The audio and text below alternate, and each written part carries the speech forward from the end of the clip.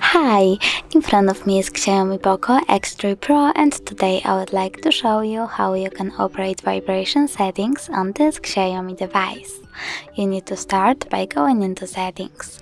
Now scroll down a bit, choose sound and vibration, and over here you can scroll down and tap on the switcher next to vibrate focus to enable or disable vibrations for your incoming calls.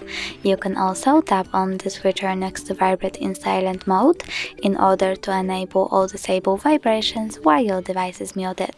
Lastly, click on vibrate on tap.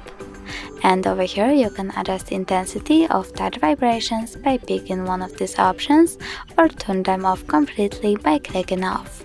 Thanks so much for watching. If you enjoyed this video, don't forget to leave a like, comment and subscribe. Bye!